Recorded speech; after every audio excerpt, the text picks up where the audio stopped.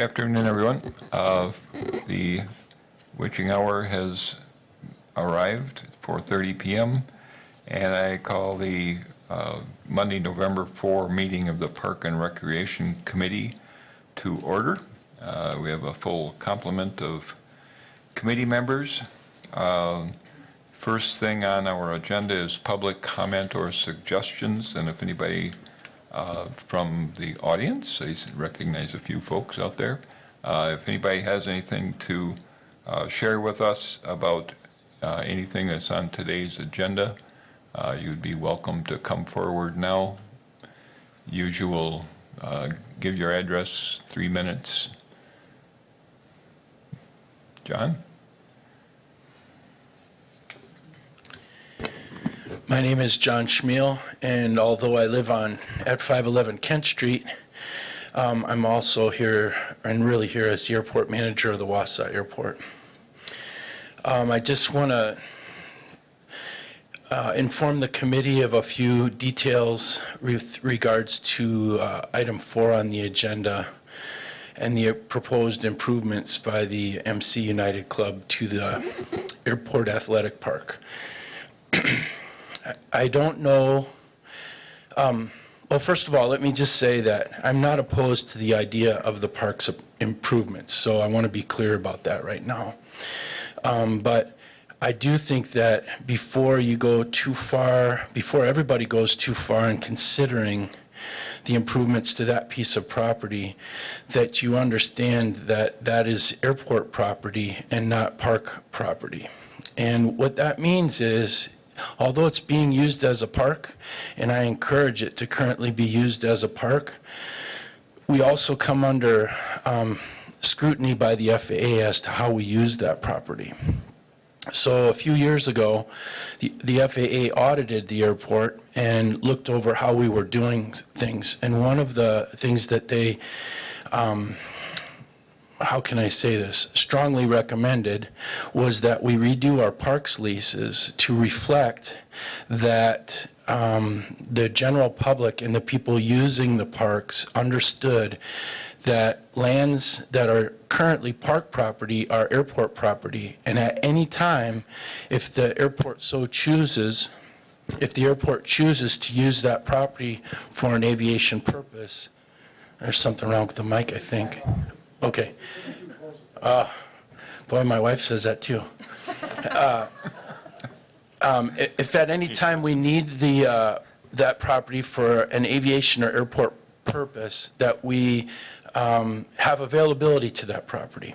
So a couple of years ago, we had to redo our leases so that they had 5-year term limits, because the FAA doesn't want the general public to think that that is not airport property, so that when we need to use it, we can. Now, I can tell you right now that the airport does not have any plans in the near future to use that property for anything other than an airport.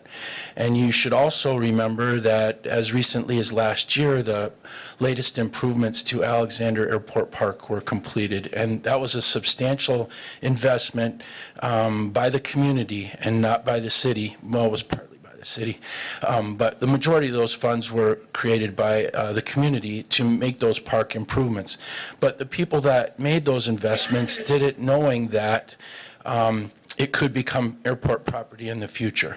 So although I wish you luck with your plan, and I will support it if the FAA supports it, you must understand that it's a short-term lease that is renewed every 5 years, and we have to make a decision every 5 years on whether we want to continue to use that park, that property as a park at the airport.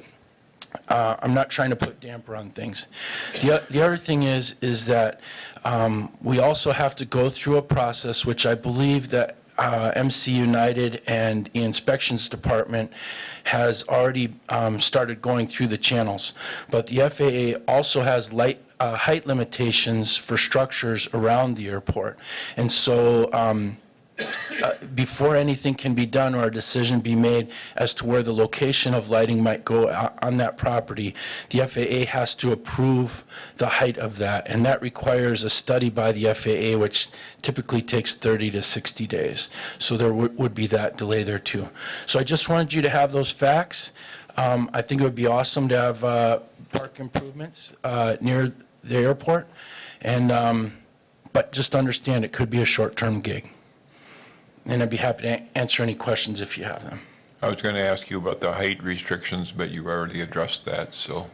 Yeah, we've looked at it, the height limitation zoning ordinance, which doesn't actually cover specifically that property, and it's because it's airport property. So whenever an airport structure is proposed to be built on the airport, that the person building that structure has to send an application to the FAA for a study for that height.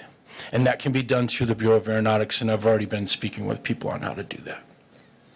Thank you. Thank you. Does the committee have any questions for Mr. Schmiel? I don't know, maybe according to rules, we might have to readdress it when it comes up as an item, but I think I probably have some questions, so. Are you going to stick around, John? I'll stay. Okay, Okay. thank you.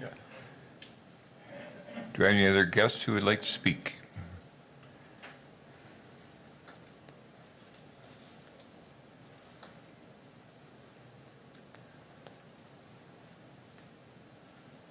Good evening. My name is Jan Langley. I live at 2618 Emerson Street. We've been across the street from the park for 30-plus years. In fact, it'll be 30 years on Saturday. My son turns 30. So I'm here because the park is very special to our neighborhood. It's a green space that draws everyone, from little guys playing baseball to soccer, which I've seen hundreds of games, to kids kicking the ball around, to families having picnics. It's a jewel in our neighborhood, and it keeps our community together. We host the Hot Air Balloon Festival, which almost everyone loves, even living in such a busy area. And I thank John for explaining who owns the property. I was wondering about that. But I also wonder how it would affect other things that the community likes to do in our neighborhood.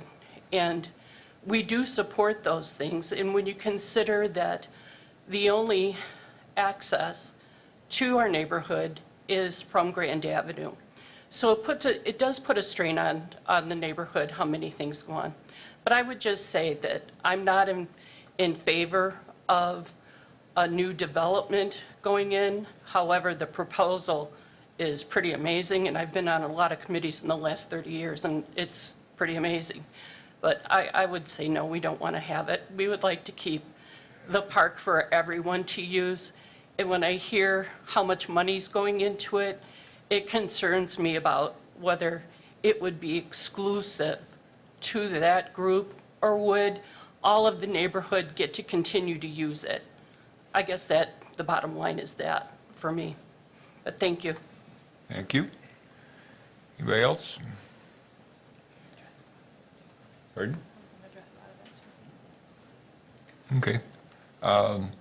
Ms. Polly is going to kind of introduce the topic for number 4 about allowing the continued exploration of a possible soccer complex in Airport Sports Park. So I will. Oh, we need to do the minutes. We were all provided copies of, and were able to read the minutes. Any comments, questions, concerns on those? Move to approve, Mr. Chair. Thank you. There is a second. Have a second. All those in favor of approval of the minutes, say aye. Aye. Aye. All those opposed, hearing none, motion passes. Thank you very much. Now we can go to number 4. Thank you. All right. Thank you, Mr. Chair, members of the committee.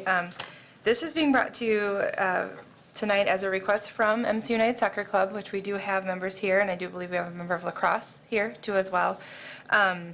This is just a as I put in the overview of the agenda, this is a proposal to just continue looking at Airport Park and possibly some other locations. So what MC United has come to our department with is just a need for another area with multiple fields at.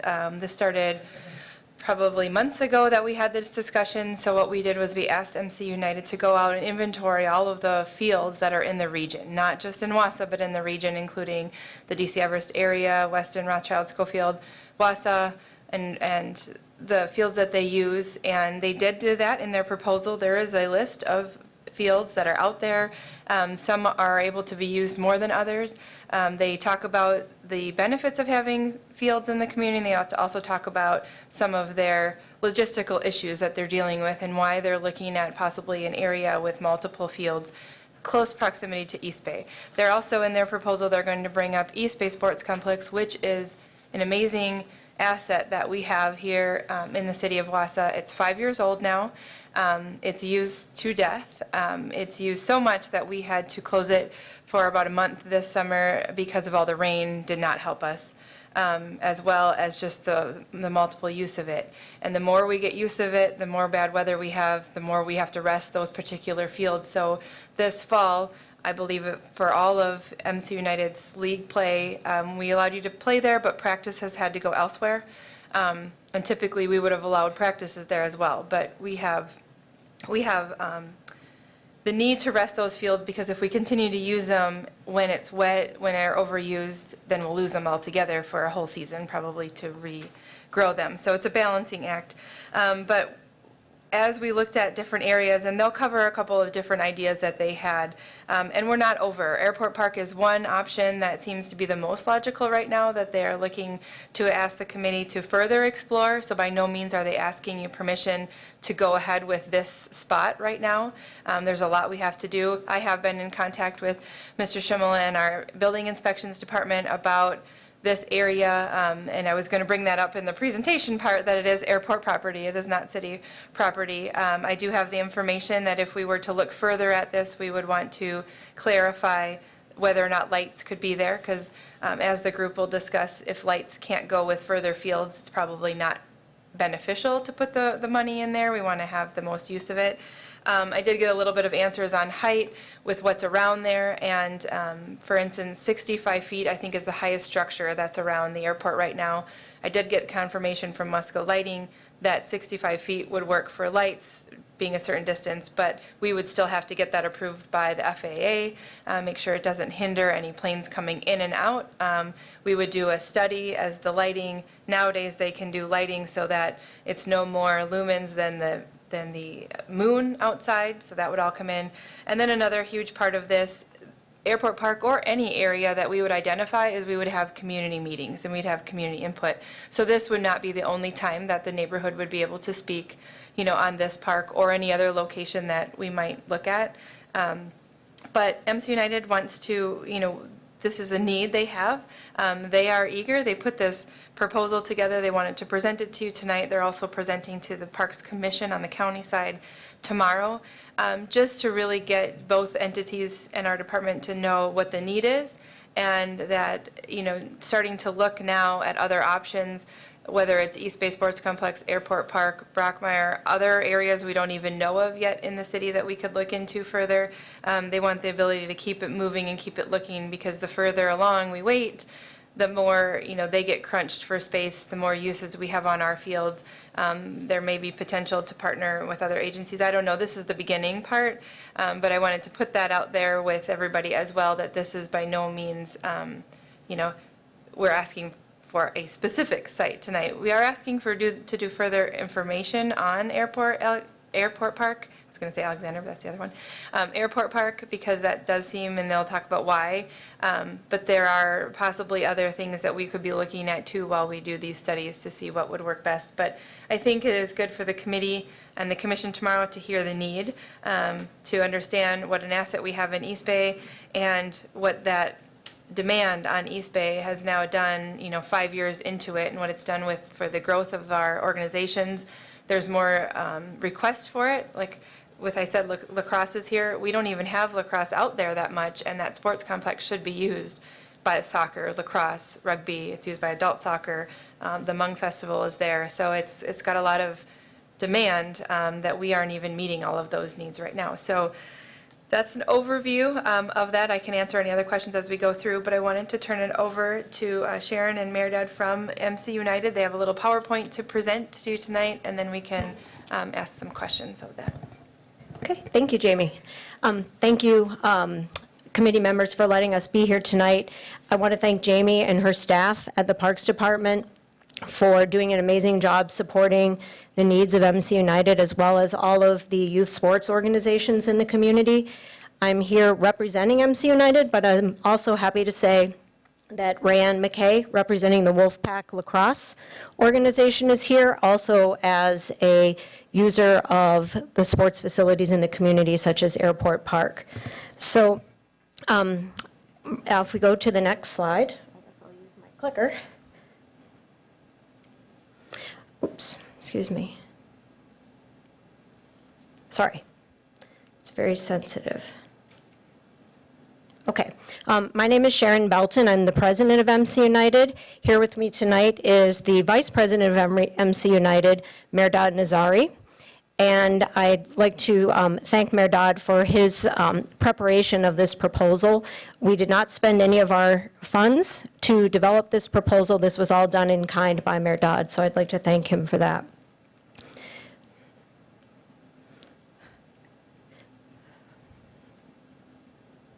So first, I want to talk a little bit about who we are and how we got to this point, and tell you a little bit about what our vision is, and then turn it over to Merdad to talk about some initial discussions we've had about the use of the space at Airport Park.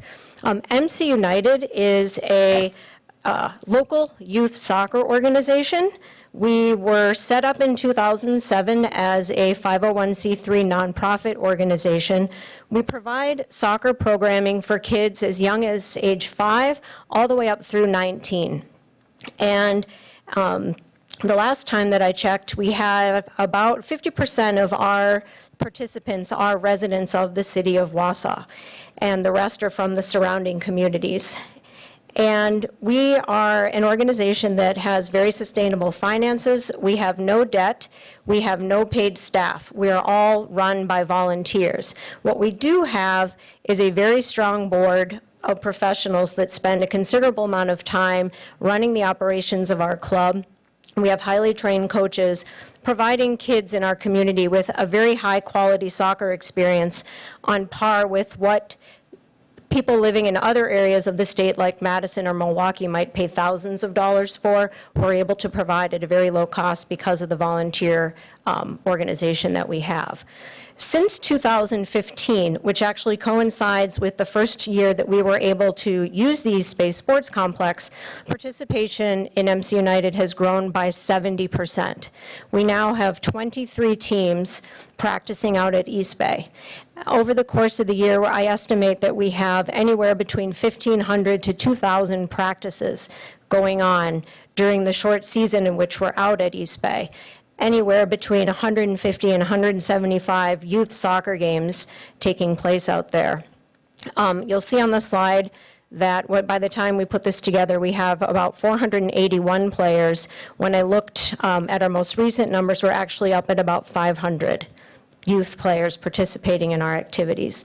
So kids that play with MC United participate in very young soccer development programs for kids ages 5 and 6. We participate in the Central Wisconsin Soccer League, having games against communities in Stevens Point, Marshfield, Wapaka, Rhinelander. Our teams also participate in the Wisconsin State League, which is the highest level of soccer that a youth player in Wisconsin can play in. And also this year, we have a team participating in the Midwest Regional League against teams in Michigan, Indiana, and Illinois. And the reason I point that out is because every time we have a game at East Bay, we are drawing people from outside the community into the community. So they could be coming as far as Milwaukee to play a game at East Bay, or Madison. They could be coming from Stevens Point or Marshfield. And I think it underscores the huge economic asset and community asset that the East Bay Soccer Complex is, and is helping to contribute to the success of our organization. In addition to our leagues, we have 2 tournaments each year at the East Bay Sports Complex. And this past year, both of our tournaments reached capacity at about 110 teams. We cannot fit any more teams at the East Bay Sports Complex for our tournaments.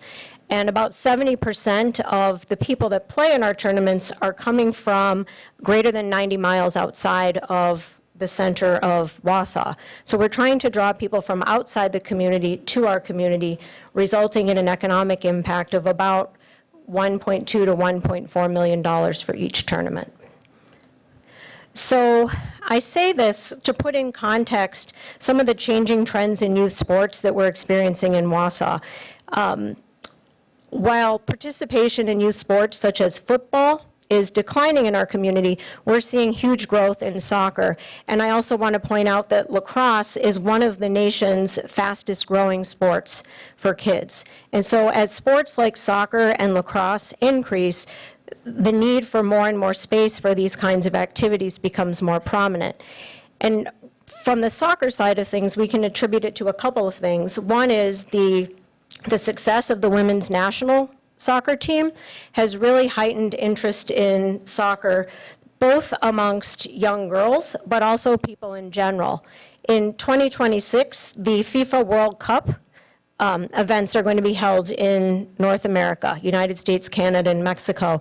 So when things like that happen, there's just a natural interest in kids in participating in those kinds of sports.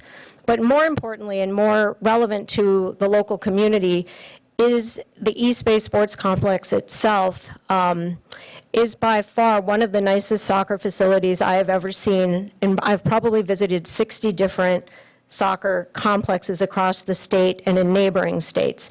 The quality of the fields at East Bay and the layout of the fields at East Bay are unparalleled, really, in terms of facilities that kids get to play on. And as a result, East Bay is almost a victim of its own success. And is one of the reasons why kids want to play with MC United, because they want to play at East Bay. Parents love East Bay because they can drop their kids off there and they can all be at one place instead of running to, Depke Park for one practice, Brookmire Park for another practice. East Bay, I think really, from my perspective, has exceeded expectations in terms of the kind of growth it could generate in sports and in terms of the economic development. So, what is the consequence of that? The consequence of that is that the higher the quality of the fields, the more people want to use them, and the more people use them, the less the fields can retain that quality without needing some time to rest and regrow the grass. And we're also a victim of the weather conditions here. This year was an extremely wet year, which further contributes to the grass needing more time to grow. And if we're not playing on the fields, we need some other place to go. So at the same time, we have more teams needing more space. We also need to occasionally redirect games, practices. Our tournaments are at capacity. So having more fields in close proximity to East Bay just seems like a natural fit to help grow soccer in the center of the city. So what we're proposing is, at least in the immediate term, our vision for Airport Park would be 2 full-size artificial turf fields with lights. So why turf, or why not grass? The reality is that the soccer and lacrosse seasons here span well beyond the playing period that we're allowed at the East Bay Sports Complex. Most of the soccer and lacrosse activities that take place in the community, practices start right after spring break in April. And in order to allow the grass to grow at East Bay, we really can't get on those fields until the first week of May. And East Bay closes usually the first week to the second week of October, when our league season is still going on now through the second week of November. And by having access to turf fields, we have games in which to play, our league games. At the same time, we have fields to practice on until we're able to get onto the fields at East Bay. The second benefit of the natural, or of the artificial turf, is that during the league season, it's not uncommon for games at East Bay to need to be postponed if the turf there becomes overly saturated or overly wet. And in the past, what generally happens is the games get canceled. And this year, because of the wet conditions, we had approximately 20 of our local league games canceled, and which results in a lot of difficulties in trying to reschedule those games with teams that are coming from Stevens Point, Milwaukee, Madison. There's only so many nights during the summer when you can reschedule a game. By having access to that turf, you don't have issues related to canceling, and it provides an opportunity. If a game can't be played at East Bay, it could be played at Airport Park on the turf. It also allows for flexibility in terms of providing more space for teams to practice. On 2 full-size fields at Airport Park, you could have 4 additional teams practicing at any given point in time, because you can have 2 teams playing on each field. When you get to younger ages, you can have even more teams practicing at any given point in time, because you can turn the goals and practice side by side on the short length of the field. So just even having 2 more full-size fields gives us considerably more access to space for teams to practice on. And why Airport Park? Why not someplace else? Airport Park seemed to be a logical place because of the close proximity to East Bay. It would allow our tournament to accommodate additional teams because we've maxed out of the space at East Bay. But more importantly, it would allow for families who are enjoying youth soccer to be able to have multiple kids practicing on any given night and not have to drive 20 minutes between practices. And, you know, some families have little kids, you know, 9-year-olds, 7-year-olds, 8-year-olds, and it's just not really practical to drop one off a half an hour early at one field and drive 20 minutes across the city to another field. It's a convenience issue for families. Why lights? Lights are really important because obviously it's not even 5 o'clock and it's dark out. We don't have a place in town to practice at night because there's no lights. There are lights at East Bay, but they're only on one field. And because of the conditions at East Bay, because it's a landfill, the feedback that we've gotten is that it would be very, very costly to put lights on additional fields at East Bay. And that's another reason, you know, a logical question is, well, why are we not putting turf at East Bay? It's because the feedback is that the turf will settle, possibly crack, need repairs, and more maintenance than if it were on a different kind of surface. So that's kind of our vision for what we're trying to do. Our vision for this is this not be an MC United facility, this be a community facility, something that organizations like lacrosse, we are not the only soccer organization in town. There's a very large recreational soccer program here. There's adult league soccer. There's another club soccer program, something that could benefit the whole community. I'm going to turn it over to my colleague, Mayor Nazari, to talk more about the specifics of what we're trying to do at Airport Park. And then if you have any questions about anything that I've said, I'd be happy to answer them. Unless, Jamie, you prefer I take questions first? Yeah? Okay. Okay. This is very sensitive. Okay, thanks, Sharon. Hi, my name is Mehrad Nazari, and maybe I should say that my normal daytime job is I do environmental social impact assessments, and the issues like, you know, height of lights near airports or public consultation with neighborhood associations are issues which are, you know, part of thinking through a project like this. What I want to do is share with you a few slides highlighting the discovery and journey we did to find out what would be some of the good places we could consider in Wausau area and Marathon County for additional facilities. Sharon already did a good job explaining to you how great of a facility East Bay is and that we really want to preserve it. So we really applaud Jamie's team to doing a great job in maintaining the area, but we accept also that it needs resting. So we think it's an important thing to be considered as part of the planning process for East Bay. And we are not really planning to just destroy it because we have lots of kids who want to run around at East Bay. So we want to, we accept a need for a balanced use. So when we started researching this, we looked at, what are some of the principal options we have at our disposal in the area, considering the parcels of land available through the Parks Department, and now we learned that the airport park is not really airport park land, but is on lease.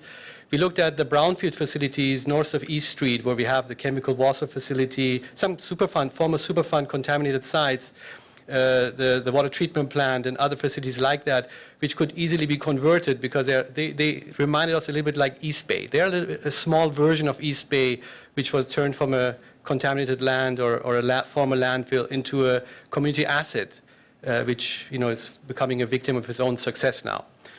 We looked at how can we expand East Bay itself. Is there possibilities of optimizing the use of East Bay, add turf to it, add lights to it, and I think Sharon pointed out the challenges of that and whether or not that's a good investment of doing that, or we should just accept that East Bay is a great facility, but it needs some more resting as it is now.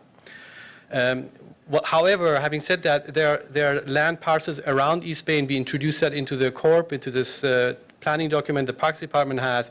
We identified a number of areas adjacent to East Bay, which is like the Brookmire Trust lands, southwest of Kent Street, if I remember correctly. There's underutilized or areas which could perhaps with a willing buyer be purchased and turned into additional areas for activities like soccer and other sports activities. And finally, we looked also, like every club's dream is to have a great indoor Olympic-sized facility. We kind of even entertained that idea and realized, the community of Wausau doesn't have those kind of funds available to put in tens of millions of dollars into facilities like that. And we know about those two facilities which are being planned in the area. One, the multi-use, multi-sport entertainment complex promoted by, is it MacDev? And another one in Weston, $60 and $70 million baseball facility. And we are aware of one other baseball facility which is attached to a school complex in Mosinee, which received some grant funding recently. So there's some big ideas out there. The two biggest one here, in our understanding, the way it's conceptual at the moment, we didn't feel that they're supportive of the small club needs of soccer and other sports in the area. And maybe more importantly for the committee here, we don't believe that it addresses the urgency and the need to deal and preserve East Bay as a facility. We need to provide other alternatives for the users. Oops, it is very sensitive. Let me try again. Okay, so as I mentioned, we went through this journey, and the journey is obviously not quite finished, as Jamie pointed out, and as we heard there's some comments from the neighborhood association, raising issues, some of the issues we have anticipated. So, for example, we see that going there are no toilets, there's limited parking, and if I were a neighbor of that facility, of that park, I would wonder, do I want to have a bunch of more kids looking for little bushes and trees and find a way to alleviate their pressure there, or do we need to provide appropriate facilities for a park which is going to be used by youth athletes? The same applies to, this is one of two options we looked at in terms of conceptual drawings, how we can accommodate the traffic flow and the parking space, and obviously this is a concept level which would need to be developed further. The point of lights was highlighted. If you are making a significant investment like artificial turf, adding light really leverages that. So that's really an opportunity for us, and having lights is kind of an important part of it. And we have to work with the airport and the agencies to make sure that that is an appropriate level. I would just say that light technology has moved on from 10, 15 years ago, where you had to have these tall towers to be able to provide lights, and we're not looking at televising Green Bay Packer games at Airport Park, so we don't need the same level of lumen to be able to play there. So then, we looked at numbers. We looked at comparable other facilities which have been built and tried to figure out, what would it cost to do something like this? And I will not go through the whole table with you, other than indicating that we looked at planning, at process of building in phases, possibly over 2 years, depending on success of fundraising. We looked at fiscal sponsorship, financing costs, and all those key elements which go into a successful project. And we have some successes here with the curling rink, with the JoJo Park. A lot of these were privately or through philanthropic donors funded facilities which have been very successful here. And the collaboration with the city and the department, particularly the Parks Department, JoJo, if I think of the most recent one, has been great and mobilized substantial additional resources. We are here recognizing that the city is having a challenge with resourcing some of these activities. I'm aware of the Parks Department having stuff on the table from the last COP which haven't been implemented, presumably because of resource limitations. So we are recognizing that there's a constraint here, which is why we have proposed to bring in over 90% or 98% of the funding is coming from non-city and non-Marathon County resources. And maybe I should just point out that we had discussion, so this is not just something we are pulling out of the air. We went and talked to a couple of key foundations who are kind of behind all the major improvements we see in this area. And they indicated an area of interest. They told us what they need in order to be able to support it. One need is support from the Parks Department. They want to see that they recognize as a club we are not able to dig and plan and make it all happen. We have to work with competent agencies to do it. And if we can present that, and if we can present a fiscal sponsor, typically something like the Community Foundation, then we would have the elements they need to be able to finance us. And they can finance us because we are a 501c nonprofit organization, unlike the Parks Department. So we can actually collect and receive donations from Philanthropic Foundation, of course, and other donors. I want to share with you also that we had conversations with other clubs and other groups. In the East Bay Advisory Group, there is MC United Soccer, Wausau City Football Club, the Wolfpack Lacrosse, Central Wisconsin Adult Soccer League. So we have had conversation. We shared our early discussion papers and this latest proposal with them to get their input. And I want to share with you some of their comments they made or some of the concerns they raised so you are aware of them and can take them into account as you are thinking through this too. So there was no one who's against more opportunities and more practice areas, so that kind of goes without saying in that group. There was a question of should we go for natural turf, which is considerably cheaper, or artificial turf, and the preference is really the artificial turf because it creates it's kind of a game changer, introducing new elements and opportunities natural turf doesn't offer, and Sharon spoke to that. The discussion of East Bay, we talked about it as well. It's a landfill which is settling and continues to settle for the next decades, and adding $3 million of artificial turf doesn't really make sense if you're not sure whether you can maintain and keep it at least for a foreseeable period of time. Or it costs substantial additional costs in repairs. All groups, including our own group here, MC United, were shocked by the costs. I think it's common for groups like ours. We show up at the field, we expect it to be looking perfect, and we don't think about what the cost is to build it, to maintain it, and to make it happen. So it was a kind of a wake-up call for all of our groups to recognize there's a substantial amount of cost behind doing something like this. We had one group saying, well, weather shut down, was it an unusual year or not? And I guess my sense is that it's not unusual. We should expect more uncertain weather in the future. And a hope is not a really good management strategy for access to fields. So we want to create other opportunities so we don't get shut down every time we have 1 inch of rain, which we have a lot in Wisconsin. Or we don't get shut down because it gets so cold that the grass doesn't grow after early in October and up to May. So we want to see other opportunities. Smaller groups think maybe we don't need a $3 million investment, but maybe we need to just ask Jamie to do a better job at maintaining some facilities. And we don't think that's sufficient, and it's not long-term view of, and doesn't recognize a growing trend in soccer and some of the other sports, because it seems like we are observing a shift from some sports to the other, but the portfolio of the Parks Department hasn't really adjusted to that yet, and needs to do that. So improving maintenance, you can always do a better job, but it's not going to solve our problem. One other comment was can we regrade East Bay? And there's a very low gradient of about 2 or 3% on East Bay.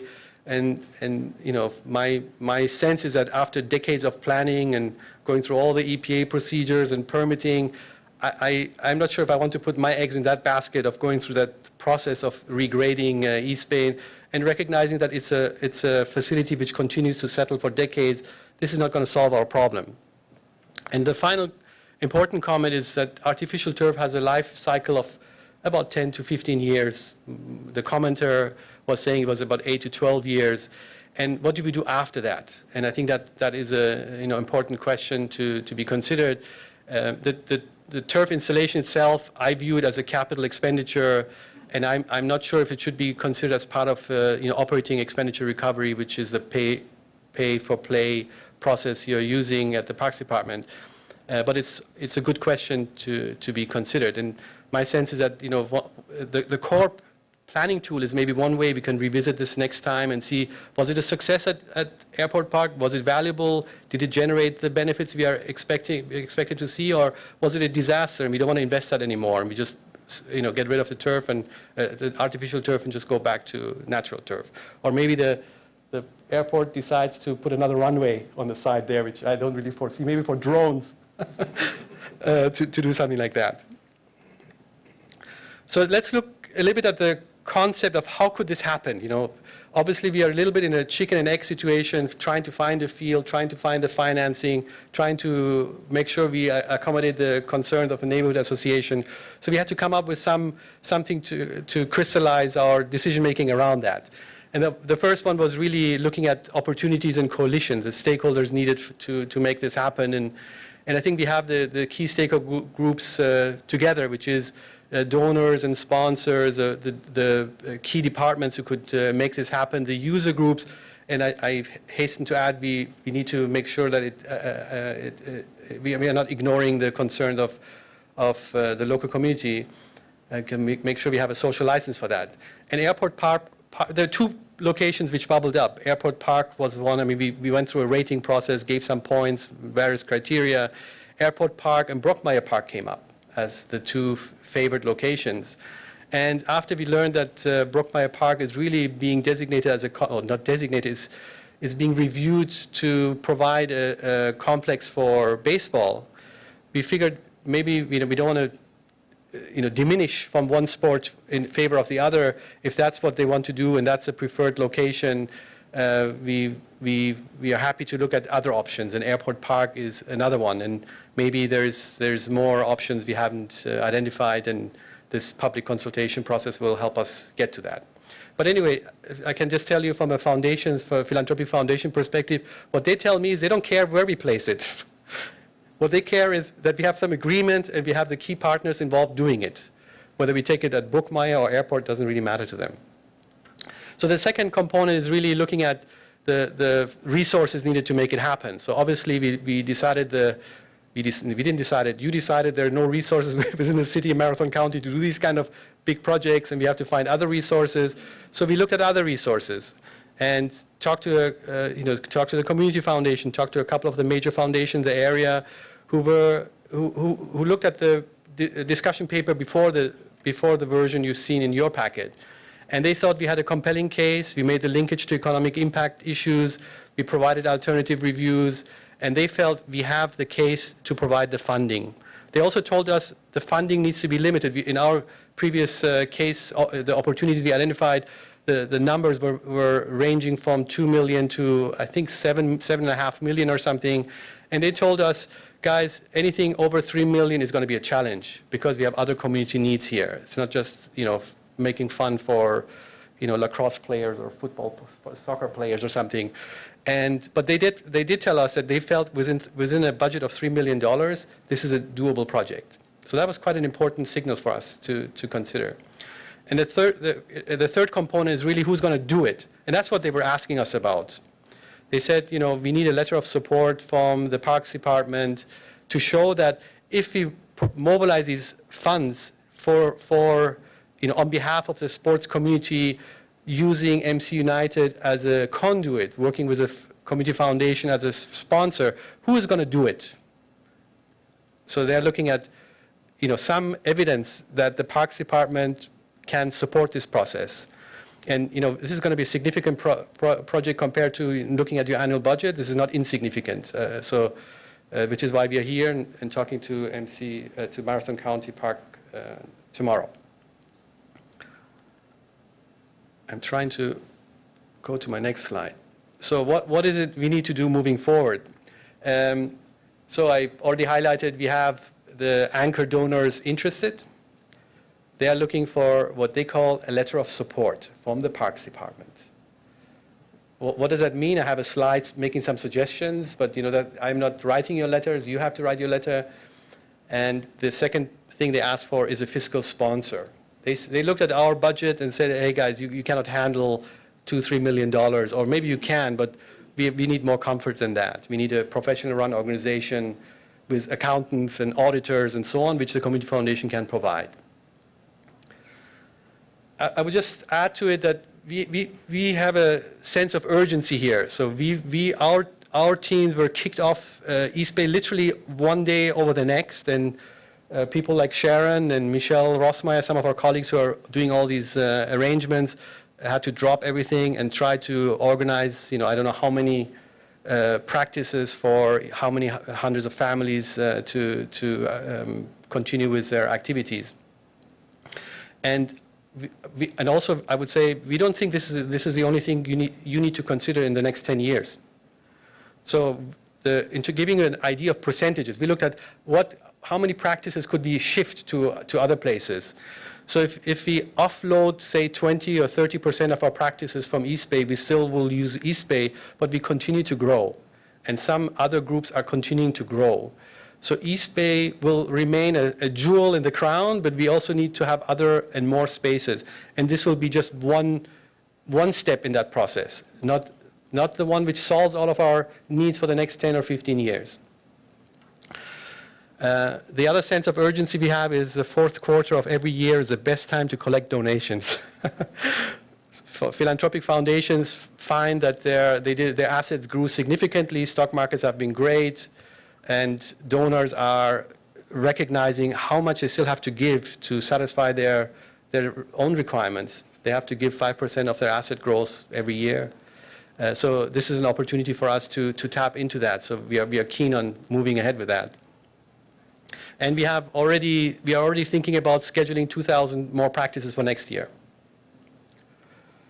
We have added some additional recommendation to the core, which I'm not going through here now, because we think this is a long-term process. Marathon Park, other facilities, other opportunities, buying land, and so on, and maybe not to be discussed here tonight. I have my final slide, if I can get to it.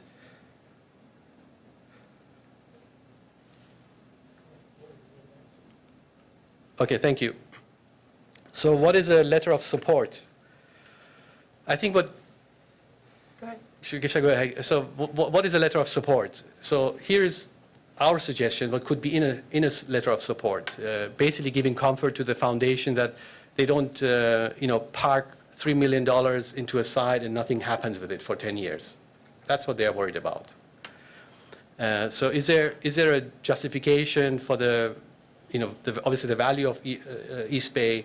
Is there justification for intervention by a foundation? Is there a good investment for them to do? Is Airport Park or any facility we identify a good way to invest that money? And do we have the right stakeholders and the right support to make it happen? And they're also concerned that we're not just building a white elephant. Who's going to run it? Who's going to operate it? How are we going to recover some of the cost of it? And we are proposing, or we don't need to propose, it's already pay for play model in place. It will just continue here, and I think some consideration you may need to give to it is what happens with a 12-year lifetime of a facility or need of significant additional investment if you want to keep it. Thank you. Any questions? And then I can go into our Sure. I got a couple questions. First for Sharon and Mirdad. Given the caveat that we received tonight from Mr. Schmiel, Do you feel that this is a feasible endeavor, especially in terms of your donors' willingness or sense of comfort, that this is something that they, can buy into or pay into? So Mr. Schmiel, maybe you could come up and kind of help out with this because, being that this is airport property, is the possibility that it could be adopted in the future for some other use? I don't know, vertical takeoff and landing pad or, storage facilities or extra hangar space, or I don't know. Is that request or determination of need something that would come from the FAA or from operations at the airport? So expansion into that area would likely come from the operations at the airport. FAA would not request that. I can tell you that in most cases with regard to land and the airport, the FAA's philosophy is we acquire land, we don't sell land. Because typically we have problems with airspace issues. People don't like, the airplanes in their airspace, or trees get into people's airspace. So into our airspace that we need. And so we have to be able to control those sorts of things. So typically, this wouldn't be property that we would give up. A few years ago, about 3 years ago, we started the East Hangar development area, which was the main reason why the balloon rally had to be relocated further to the east. So the plan has always been to develop that East Hangar development area for the purposes of hangars and private development. That's a great revenue source for the city, and it reduces the tax burden to the taxpayer for the airport. And the goal is to build as many hangars there as we can so that the airport doesn't cost the taxpayer a penny. That's my goal before I retire. If that should happen, we could quite likely need the space that is currently Athletic Park for hangars. I don't view that happening in my lifetime, but stranger things have happened. So that would be the likely scenario for use of that property. I understand your reasoning for artificial turf, and that could be an issue with the FAA. And the only way the city really can do this, since we get 90% of the funding from the FAA for our capital projects, the only way we could consider this is FAA approval first. So the steps through the airport would be that we just happen to be having an airport committee meeting next week, so we could put it on the agenda and discuss it then. But then the next step would be to go to the FAA and talk to them about whether or not they would approve this sort of improvement and development. And if the FAA said no, that's where it would stop, right there. Because the city isn't about in a position to be able to afford to turn down FAA funding for its projects. Do you think that if it were to come from operations because a 5-year lease seems pretty tight? It is tight. In terms of something like this, is there a chance that the FAA would consider a long-term lease? That's a great question, okay? Because when the FAA encouraged us to redo our leases, they wanted us to do 2 years, and we asked for 5. So they're not going to go to 10. And there's a reason. Because once that turf gets down, the average taxpayer no longer looks at that as airport property. So someday we decide we want to put hangars there, and they go, wait a minute, this is a park. And we're like, no, it's not. It's airport property. Then what happens is there's eminent domain issues and all of this stuff, and suddenly the airport loses the property that's been its property for 100 years just by the claim of eminent domain. And that's what the FAA does not want, and that's what we can't afford to start in this case. I'm all for park improvements. I think it would be great for the community. It's certainly going to have economic development. But we can't do it if it's going to jeopardize our relationship with the FAA and the funding for the airport. Okay, thanks. Then a question for y'all then. Hearing that, do you see this as viable, feasible? Do you think that there might be an opportunity to not look at the turf, but to say, okay, this is meant to be our breathing space, for East Bay, and to put down just regular grass fields, and kind of like, go backs and forths, to let this one rest, let that one rest, and keep your costs down that way and be less of a permanent facility and more of a, wide open field where we can play while we're letting East Bay rest. And maybe then finding, some future facility, complex, if you will. Honestly, about 5 minutes before I got up here is when we learned about the airport ownership of Airport Park. And I think had we known that, we probably would have focused more on Brookmire Park. To be honest, Brookmire Park, I think, would be less expensive than Airport Park because there's already concessions there and there's already a large parking facility there. The reason when we went through our prioritization process, the reason we honed in on Airport Park was because of, I think it was a year ago about this time, the baseball group was before you asking to turn Brookmire Park into a baseball facility. And I'm not sure that that has progressed. I don't know how that's progressed since this time last year. Our strong preference would be to rule out another location for a artificial turf facility because it allows us to extend our playing season so much, and because we would have lights, we could be playing games tonight before we would then maybe want to fall back on Airport Park as a facility. And I think you could take everything that we said tonight and instead of every time we said Airport Park, maybe think Brookmire Park, or maybe another location in the city that we're not aware of that could accommodate 2 full-size fields.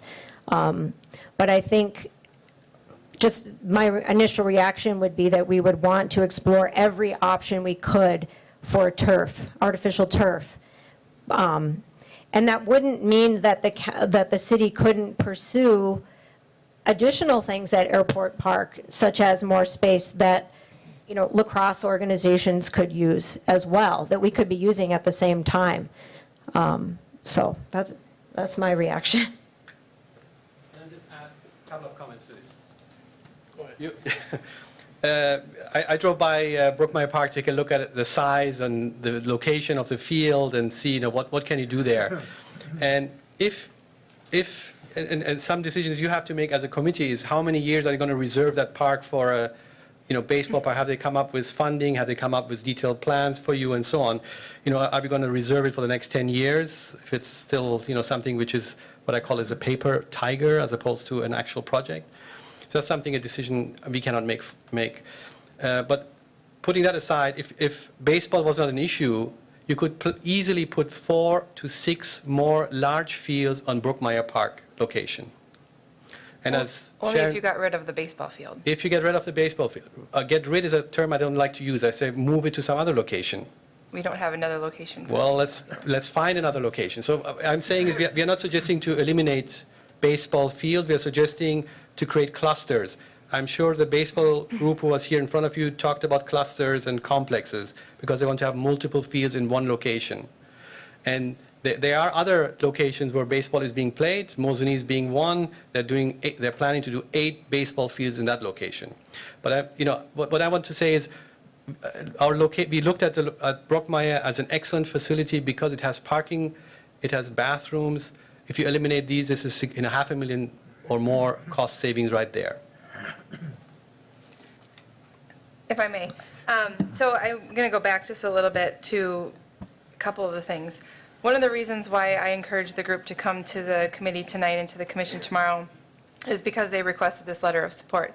I don't feel that we as a department can give the letter of support until they've come to both the city and the county and the airport commission. So I was waiting to see if we should go to that meeting next week because that's probably the group that really needs to back it the most as far as further exploration. I mean, we'd have to definitely go to the FAA and get that approval, but I can't provide that letter of support as a department because I'm a department of the city and the county. So I need the county and the city to approve the idea of further exploration of multiple fields somewhere else.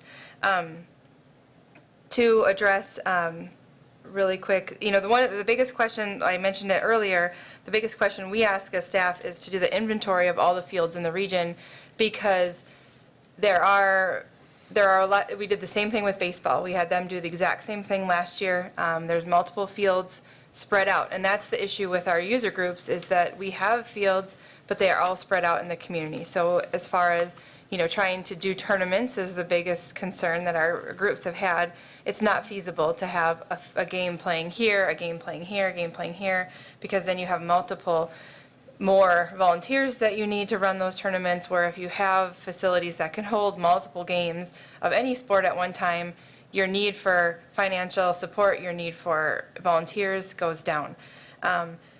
Baseball requested the idea of Brookmire Park is because we do have it's one of our only full-size baseball fields in the city besides Athletic Park. I think that's it. The next couple of bigger grass fields are like at Oak Island, but they're not the size of what Brookmire Park is. So Brookmire Park's baseball field is home to Newman Baseball. They play there. That's their home baseball field. They do not have one on their school grounds like Wausau West does. That park right now currently has 2 full-size soccer fields laid out, and it has a drainage ditch between the 2. So it doesn't give us a lot of opportunity, the way it's graded right now, to move the orientation of those fields because of that drainage ditch. There is an option to change that, and lay fields out differently. But right now it does have those 2 fields, and they are used somewhat. I wouldn't say they're used super heavily. If we were to, either way, if we went to Brookmire, there will be a need for baseball somewhere else. We cannot displace that baseball field without putting that somewhere else. That one's a unique field that we have in the community. At this point, we'd be in the same situation of trying to find a space for that field.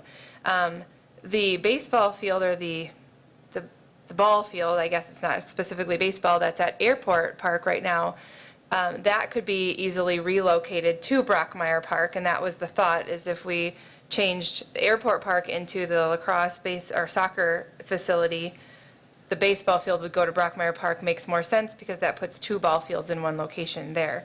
That isn't heavily used, so that is a field that our baseball association could potentially do without. However, they are talking with the school districts and may lose the use of 4 school district fields this year for their T-ball and Little Leagues, which then puts them in even further pinch, where they've already been in our office too, trying to find out where are they going to make up those 4 fields. So we are at a crossroads with a lot of our, and as we mentioned, lacrosse is growing, and lacrosse needs fields. They were playing at the North Central Healthcare Facility, which they can no longer play at anymore, too. So we have multiple sports organizations all needing fields, and we have very limited land. So that's one thing where I need the committee to understand kind of where we're at right now. I think there is more work that needs to be done with all 3 and plus organizations of trying to figure out what locations work best. When I did talk with Sharon and Merdad about Brookmire, that was my encouragement to not focus on Brookmire because of the fact I have 9 proposals that baseball had asked for to do a feasibility study for the baseball there, because there's already the full-size field there. Now, baseball chose not to fund that study, and they sit in my office, so we haven't moved forward with that. So that's something to consider. What's would the footprint at Tom Field, the green space at Tom Field, accommodate this? I have no idea about, just looking at it, whether that would be big enough for what we're talking about. That's school district property, so I'm Sure. not sure. I'd have to look into it. But yeah, I mean, it's something that we could talk to the school district about. Possibly. Because there's money involved. This could be of value to the school district. That expanse is mostly unused.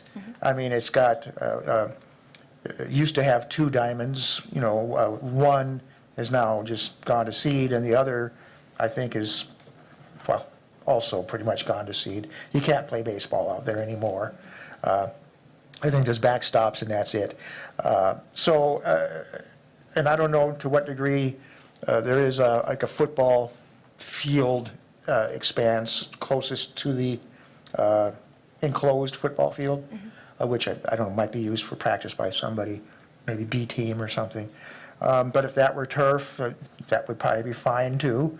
They could practice on that with proper footwear.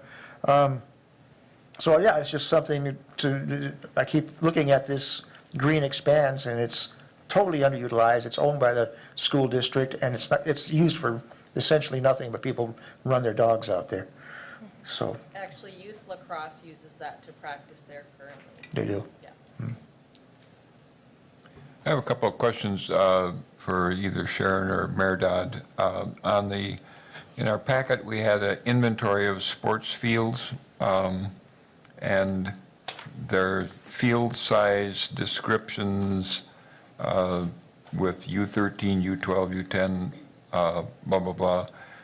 Is U13 plus, is that considered a full-size field? Yes. Okay. And then where it says goals, some are full and some are U12, U10, are the goals different sizes? Yes.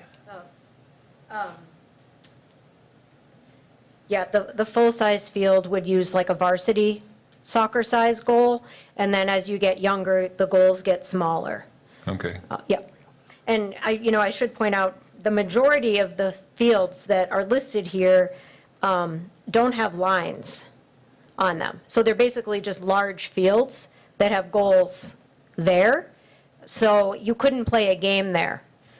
These, you could practice there and put cones down, but they're not lined for soccer. If it says under the column lined no, it means that there are no lines painted on them. So you don't know where the out of bounds line is, you don't know where the goal box is, that kind of thing. So that's something that we looked at when we did our inventory. So we could not use, for example, Depke Park for games, because it doesn't, unless we somehow paid to have someone line it on a regular basis.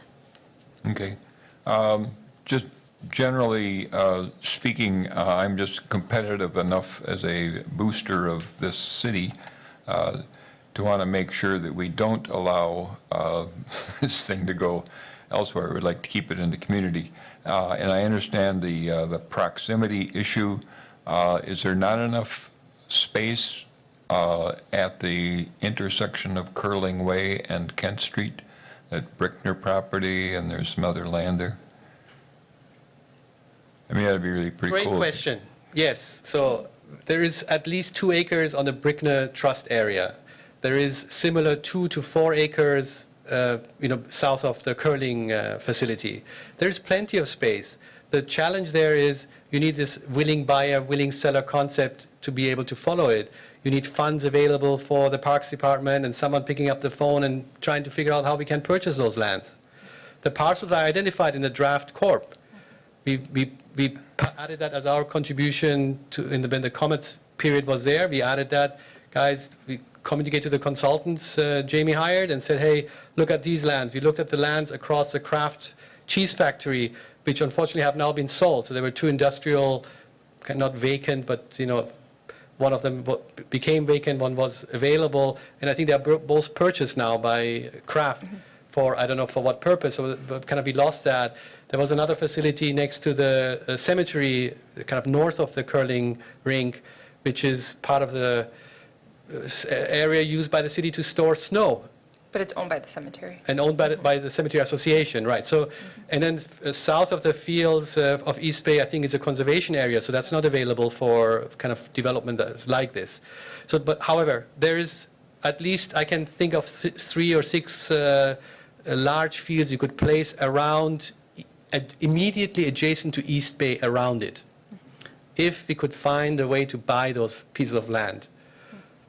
If there's someone willing to sell it to you. So in the county's comprehensive outdoor recreation plan that's currently being updated, and the city has one too. My goal next time we update the cities is we combine the cities and the counties together so that our department's not working from 2 different ones. But it is going to be, so 3 of you are on the Parks Commission as well, which you'll see tomorrow. That is something that's been added to the outdoor recreation plan, is that to look at those parcels as they become available for purchase of land. And the county has a goal of buying a certain amount of park or forest land every year to add to our inventory or our properties. Now, it's within, most of that, I think, is within the city. So part of our city corp could also be if those lands become available. But our philosophy, at least on the county side, and I believe city as well, is that we don't go out, I guess, asking to buy the property, is we purchase the property if the seller comes to us willing to sell it. Now, we can keep in contact with the property owners and see, that's will be part of our corp, is to keep in contact with them and keep that line of communication open so that they know that we're interested if they were ever wanting to sell. But at this time, that could be, a really long-term solution if we don't have the sellers there. The other thing that's going on is that, and Mayor Dodd, you kind of, I don't know what you would call it, but the packet of information and stuff is so professional and well fleshed out that when the people in the southeast side looked at the meeting packet, they thought, holy mackerel, this is way down the road. This is practically, ready to pull a trigger. And I had to tell them, no, it's not ready to pull a trigger. It's really the first time the committee is seeing this also. So your professional preparation scared some people. That's a compliment. Thank you. Right. But that's not the only thing that scared us. You're going to need to come to the, If you'd like to come up, you if you're can. okay with it, they can't just yell it. I was getting to the rest, but go ahead. Okay. Name I'm and Lynn- address. I'm Lynn Strelo. I live at 2501 Emerson Street, which is about a block away from the proposed fields. The beautiful little baseball field, soccer field, families play there, people walk their dogs there. Have you been to the, my real question is, you're talking about hundreds of teams and thousands of people and all these people coming from around the state. I want to know how many games are going to be played at those fields, and I want numbers. Like, is this Sunday through Saturday? Is it only on the weekends? Because have you been to the balloon, like, Nothing like that. it can't be like that. I can't live like that. It's great for 4 days. It's kind of fun for 4 days. But I have people parking in my front yard, walking through my yard. I have litter. I have dirty diapers left. I've had people urinating in my yard. Like, this is my fear. That's my fear. Traffic, people dropping off kids and going somewhere else. Who's babysitting those kids? Because I don't want to. And you shouldn't have to. That's my fear. The amount of people coming, we have narrow streets.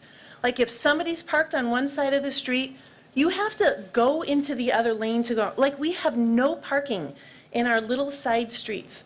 Our streets are needing great repair. We are not on the docket for repair for next year.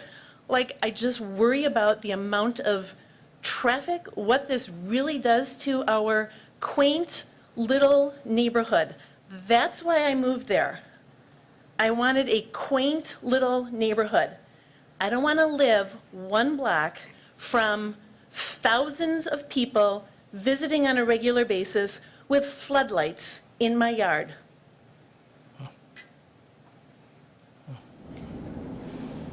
Am I forgetting anything? Totally. And third and fourth. And in Facebook, there's a lot more. I wouldn't mind a little improvement to the park, like I really wouldn't. You know, there's not a lot there, you know, but really, and 12 mini fields for little kids. This is moms and dads stopping, grandmas and grandpas. I drive to my grandkids' soccer games. I watch them. They're 6 and 7. Like, I get it. Everybody goes there. We don't have an 80 places on your diagram, I think there were 66. There's going to be a lot more cars there. Let's be honest. You're right. Where are they parking? In my front yard? It's something which needs to be considered in the planning process. You're absolutely right. Safety is a concern too, because with the cars parked on both sides, especially on Emerson, there are kids running across the street all the time. It's terrifying. It's a neighborhood. It's a neighborhood. You know, people think we're kind of like on the edge of the city or whatever. It's a neighborhood. The healthcare center has emergency vehicles going up and down Lakeview all the time. Mhm. That would be a concern to safety. I've heard the fire department say, we don't mind taking off your mirrors. If we can't get through, we will take your mirrors. So thank you. And I think my next statement is that I believe that what we need is a meeting in the neighborhood for people to be heard. I believe that if you went 2 or 3 blocks from Airport Sports Park, that you'd have 2 out of 3 opposing this right now. So I think we need a meeting in the neighborhood, and we aren't going to make a decision today, so you can do that, right? That's planned. Now, when we first talked with Jamie about this and talked about Airport Park, Brookmire Park, Marathon Park, where would we have it? We raised the issue of lights in a residential neighborhood. Let's make sure that that's acceptable. Let's make sure we have the neighborhood support for it. And in terms of, we made a decision to try to come and get feedback here first as a way to, if this gets ruled out here, then a neighborhood meeting wouldn't have been even necessary. I mean, we made a decision. Do we go to the neighborhood first? Do we come here first? And Jamie's recommendation at that time was to come here first, go to the county, see where things go. But for sure, we never had any intention of just going into Airport Park without considering the neighbors. Right, so that's why we're here tonight. So we presented this to the committee for your idea of what is the ideas and what the need is. What we need, I think, going forward is some action from the committee members and what more information would you like to see? If you want to see us go forward with looking and helping them get through the process of, looking a little bit further at Airport Park as an option, then we will be put on the airport committee's meeting agenda next week.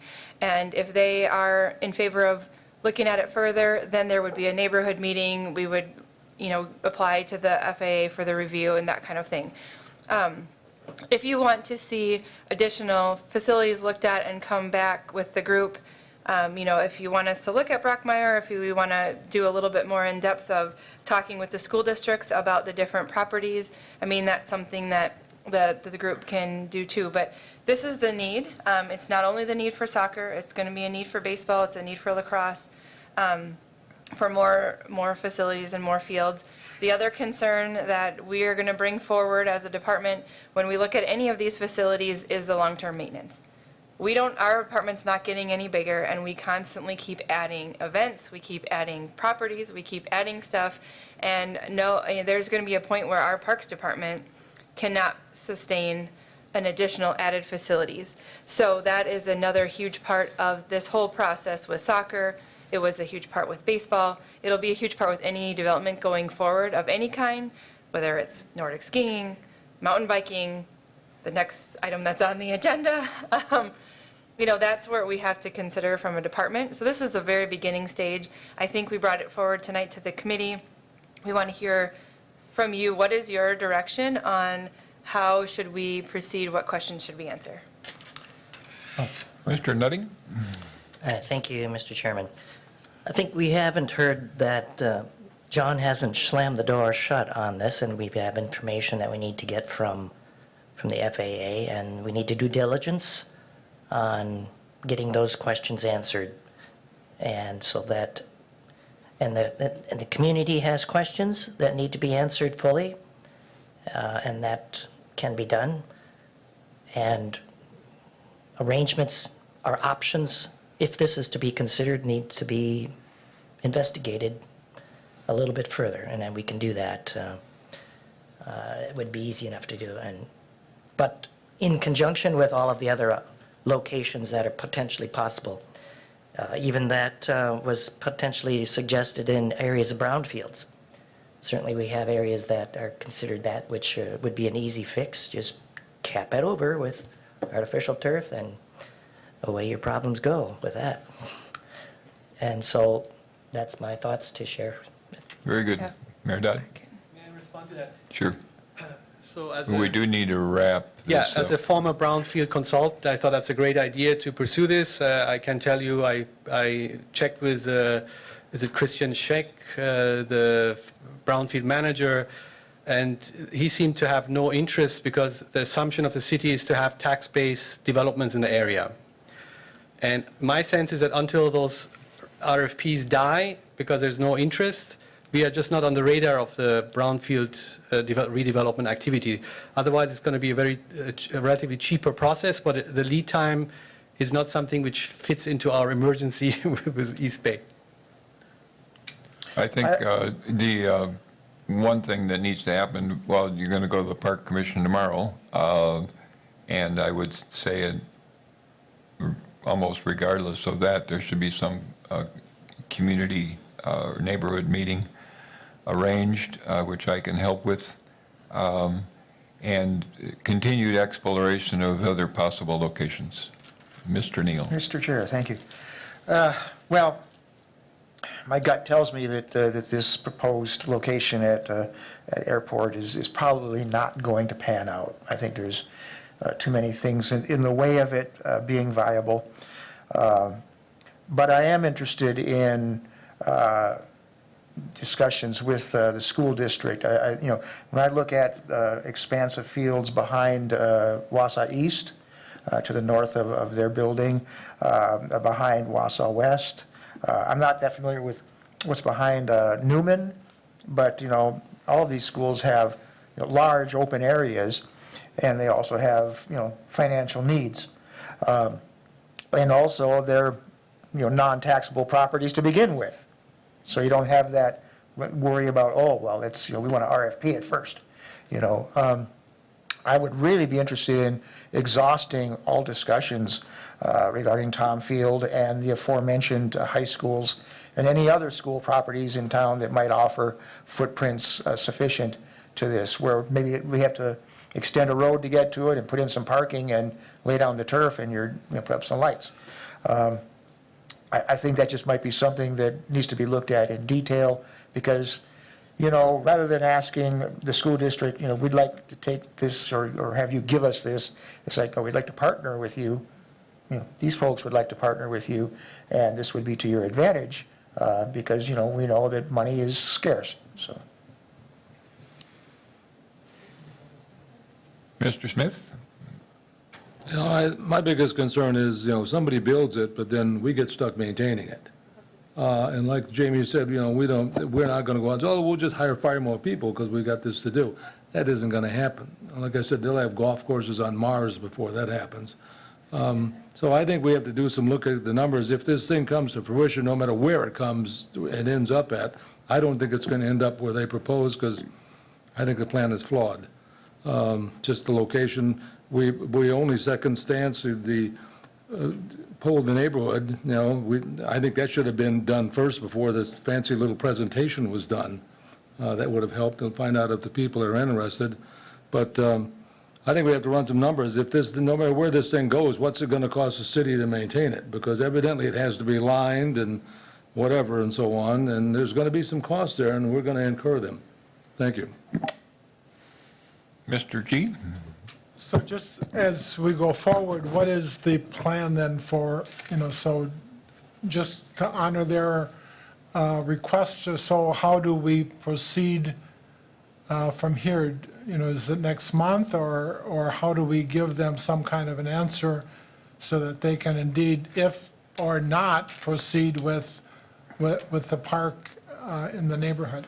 I'm not, I just, because, there's a lot of things that came out this evening, and to resolve that may take a little bit of time, but I'm not quite sure. I think two questions. I am hearing for sure further discussion with the school districts and getting a report back to you on what those discussions were, also discussions on maintenance needs, what we feel the maintenance costs would be, what we feel maybe the costs would be we do at East Bay, we charge fees to play. If this were in place, the pay-to-play that Mayor Dad talked about, we would probably put in place what those fees might be. That is stuff we can further explore. I think the two questions I need from the committee now is, one, do we feel, does the committee support the exploration of this enough to provide a letter of support that they could talk with further funders on? Of this airport or No, this on just, complex? I think on soccer complex somewhere. Oh, yes. That is something I need from the committee. And then I think a consensus on whether or not we should take this to the airport meeting next week, or from what you heard tonight, do you feel that right now airport should not be a place that they look at further? Well, as I said, my gut tells me that the airport is going to be a non-starter. It's just not a long-term solution.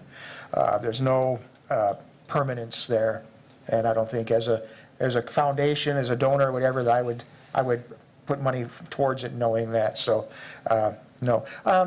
Just very quickly, and I know we've really been on this a long time, but, you know, in my heart, I agree with Mr. Peckham in that sure wish that this would stay within the city limits so we could, you know, reap the full benefits, but we cannot lose sight of the fact that this might best be outside of the city limits from a, you know, land availability, feasibility standpoint. This could very well be outside of our, you know, we do have the East Bay complex, so that's fine. We've got that. Maybe somebody else gets this, and we're sharing the wealth back and forth, knowing that visitors to, you know, the complex are back to come into town to do some shopping or go to eat or whatever, because we are the recreation capital of central Wisconsin. So there's that. So I would make a motion to pen the letter of interest or cooperation or whatever it's called, and in broad terms, but I don't think we need to say within the city of Wausau. We're the city parks department, but, you know, you are the county parks department. So coming from you, I don't think it should be just the city. No, and that's why it's going to the commission tomorrow. Right. Because both entities, since we don't know exactly where it would go, we would ask the same of the commission Yes, tomorrow. okay. Do you have a second for the motion to pen a letter of general support for this facility somewhere? Mr. Nutting. Comments? All those in favor say aye. Aye. Thank you. Is there any motion regarding location or anything further? Yes, sir. Comment, please. I just talked to, what's your name? John. I think if you cannot get a 10-year lease on the property at Airport Park, I think I would rule it out because foundations would not consider it to be a safe investment. So if that's not possible, and I just heard it's not possible, then we don't need to go to the commission meeting, we don't need to have the neighborhood association, we just have to figure out where else we could place that. So Airport Park as location is then not the ideal location. Okay. Even if it were, name it John Schmiel Park? Just thought I'd throw that out there, John. I would hope you would never do that.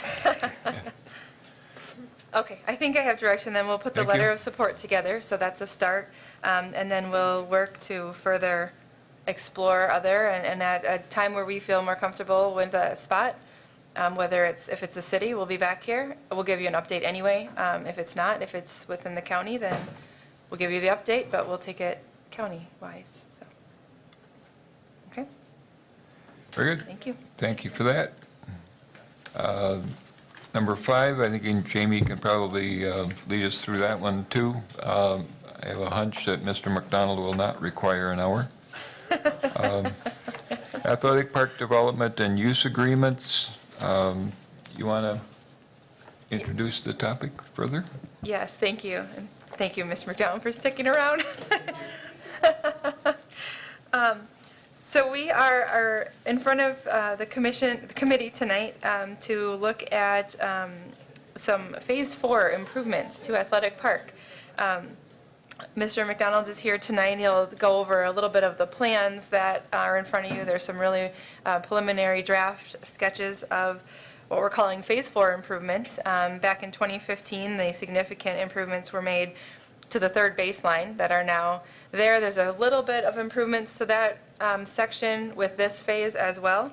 But moving forward, our department has been working with Mr. McDonald on the idea of these layouts and what that means also to our use agreement. So we have two items in front of you tonight, and there is another item going to the Economic Development Committee later this week, I believe. That's kind of goes hand in hand. It's very similar to the exact same process that was taken in 2015 when I don't know if that was phase two improvements were done, where we looked at the improvements, whether or not we accepted those improvements. These improvements are on the first base side. They also impact the park a little bit. And then we have a developer's agreement that go with the improvements, and that's what's going to the economic development. So that's not in front of you tonight. That's going to go on Thursday. We have as staff, though, in the Parks Department, anything that pertains to what we would have to assist with for them, we are in favor of for that. And then the other part that's in front of you tonight is the use agreement. So our department manages the use agreement with the Woodchucks on the stadium. And you'll see a few of the changes in the use agreement that were very similar to the one amended with the Phase 2 improvements. We're extending the agreement for an additional 5-year period. So I think it now goes to 2040, yeah, 3, long time. And then improvement of the improvement proposals, which is what's coming to tonight, that goes hand in hand with the use agreement.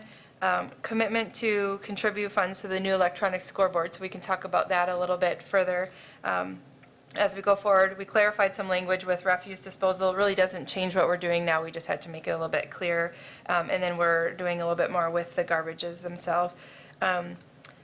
Clarifying concession fees. I didn't do that. Is that? I don't think we have any concession fees, actually. Just fees in general. Fees in general, yeah. I was going to say, I looked at this when I wrote it, and I don't think that's right now. And then just as we did in Phase 2, we extended the liquor sales to be in the group area on the third base side. This would also, we need to extend it to above the first base dugout. There's an area there that we want to include in the use agreement. And then we clarified some language, which is still in our draft form, that still has to be worked out, so that's why it says draft on it, is to allow the ability for some advertising of the games and the promotional events within the park area, right outside the gates. It was a little bit unclear in our use, in our language, as to where it could be put. We're clarifying that to allow for that signage out front within the park during those events, and there's a time frame, I think 3 hours before the game and 3 hours after. So very minimal changes to the use agreement. The rest of it's working really well, and we hope to continue doing it that way. So I don't need to go into it too much more. I guess we'll start with talking about the plans. And Mr. McDonald, if you want to describe the plans we have in here a little bit. It's Mark, by the way. Okay. Yeah. Well, I want to be formal. Yeah, and I don't have a fancy professional presentation, so we can be happy about that. But yeah, there's a couple slides in the pamphlet. And I apologize, I got new braces today. I'm 60 years old, which means I'll be 84 when the lease expires. And I got new braces today, so I might be slurring my words, but it's not because I've been drinking. I haven't drank in a month, and so. But okay, we're calling this Phase 4. I'm not going to go through the other 3 phases, but this is the Phase 4. And there's really 3 different aspects to it. First of all, over on the third base side where we have the bleachers, we may go in there and put some more seat backs in. We're just finding more and more that people don't want to sit in a bleacher. And matter of fact, there you can see we're looking at that. We're still evaluating that, and we may do that. I mean, the bleacher seats are something I hate to say it, end up giving away. So having a seat back is just much more comfortable. The second sort of bigger aspect of it is the outfield lights. And with Phase 1 and Phase 2 of Athletic Parks renovations, we replaced the A and B poles. So the A poles are the ones right behind the grandstand there. The B poles are the ones that sit basically where first base and third base are, and those are the really, really expensive ones. And what this one would do would be replace the outfield poles. I mean, actually not replace the poles, retrofit new lights on the outfield poles. The cost is about $119,000. That is going to be paid for by the McDonald Foundation, run through the city so we get it on a tax-exempt basis.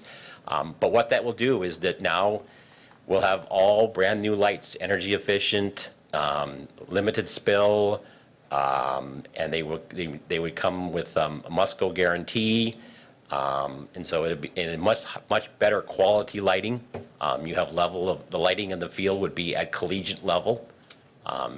You couldn't shoot a baseball game there like, well, we do televise the baseball games, but it wouldn't be like you've seen a game at Dodger Stadium or Milwaukee or Miller Park. And so that's sort of the other one. But the biggest aspect of the project is over on the first base side. If you've been to Athletic Park, there's one area that hasn't been touched, and that's that bleachers over there by the visiting dugout. The visiting dugout on most baseball stadiums is always on the first base side. And so what we're going to do is take that down. And then looking at the new structure from the field side, this is what it looks like right here. What you'll notice, first of all, is that you have a collegiate level dugout. If you're at Athletic Park right now, the home dugout is something you could see at Miller Park. The visiting dugout is what you see at a Little League field. Very unequal. It causes a lot of stress and complaints when visiting teams come into town, especially since they don't have a clubhouse like we do, so they really have no place to go. So this will make it a lot better, easier for us to host visiting teams. With that, there's also going to be roughly 187 premium type seating, bar rail. If you've noticed the plans they have for Camp Randall, what they're going to do there in the end zone, not the end zone where the kids sit, the students sit, but in the other end zone, they're going to take out all the seats and they're going to put in bar rail for the whole thing. It's a seat that is very popular with our fans. You know, when we start the season, pretty much we're sold out on the bar rail, including some people here on the committee that buy tickets too. And they love it. It's just very comfortable and very, very pleasant place to sit. And the other aspect, of course, you see is the roof. The roof will protect you against rain. It's probably not going to do a lot for the sun because of that time of night when we're playing, the sun comes in a direct angle. So that's the field side. From the park side, so in Phase 1, we created the neighborhood park. And so this is what it would look like from the park side, standing out basically where the bounce house is right now and looking back. You can see, I think, probably the first thing you notice is that a bit of the historic wall is gone. We plan on taking it down because it's in the way. And, you know, it's unfortunate. I know that everybody loves historic walls. There's 47 different sections of the historic wall. This would involve 4 of them. And we're hoping to be able to repurpose it. And what you'll see if you look at it here is that the look and feel of this new structure is very similar to the front of Athletic Park. So the poles there and the structures have granite on them. The brick will be burnished block like it is in front of the Athletic Park. Very similar look and feel. And then we're hoping to work with a couple of local companies that are interested in the project of taking that old granite wall and repurposing it and using it in the facility. But you can see here looking at it, you have 2 concession stands. On the right is a storage area where we can store stuff from Neighborhood Park because storage is always an issue and is always nice. That wall there, we're thinking is an area where we would do something about the history of baseball in Wausau. So, it could be something with the Central Wisconsin Baseball Hall of Fame. It could do something with all the great players that have come through there, that are playing in the major leagues right now. But it'd be something where you could do something really cool. And, I have some old pictures here. I think I've showed them to some of you about the history that goes back to the 1800s. And, it's just a great facility for that. So that's that. Jamie mentioned a lot of other things that go with the use agreement. The cost is, we think, going to be right around 1.5 million. We're still doing drafting on it right now, actually meetings that Jamie will be sitting in as we go through the finalize the design process. All of that will be borne by the woodchucks, except for a little bit. The Parks Department will be responsible for building the seats and the shelving in the dugouts and for repairing and replacing the field after construction, because there'll be some damage. We'll try to do as little as possible, but there may be some damage right there. And then somewhere down the road, probably 2 or 3 years out, it's in the, we're hoping to put in a video board. I mean, that's pretty much what every minor league baseball park has right now. And it'd be just really nice to be able to do some things with the fans and everything like that to make the entertainment experience better. The biggest commitment and the biggest ask I have in front of the city is parking. And as you all know, our fans have parked in the Wilson Hurd parking lot north of the stadium for many, many years. But 2 years ago, I think this will be our 3rd season now, we lost that lease. We don't have that lease anymore. And so that was 225 spots. The other place where our fans park all along, and they've been really great neighbors to us, has been Wausau Chemical and Great Lakes Cheese.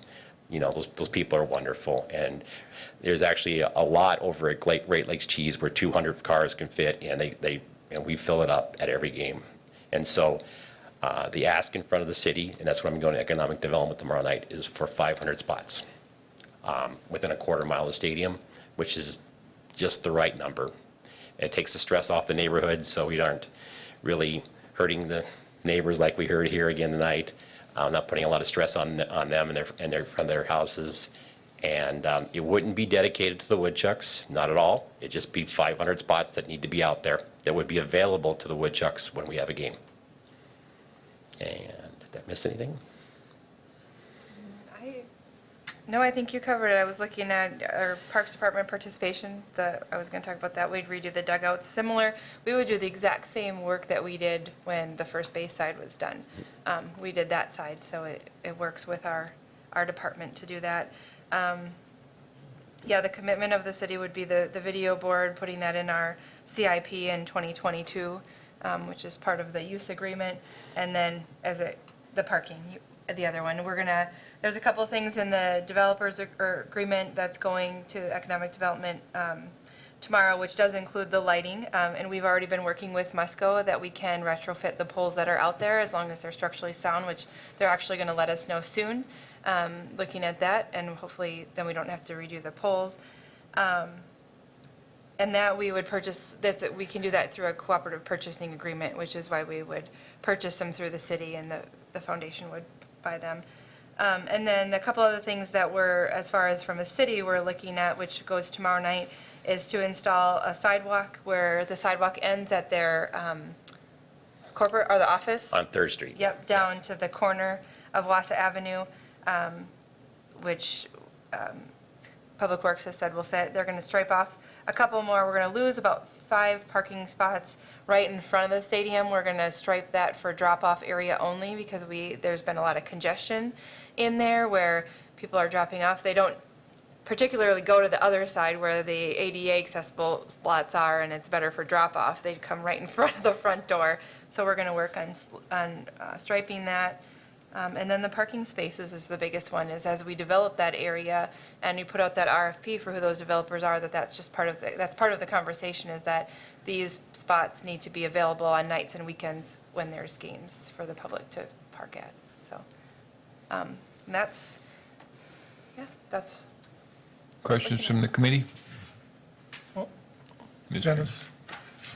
I have a question. I looked at that one drawing. It showed the concession stand, it said beverages and so on. Is that on the outside of the facility?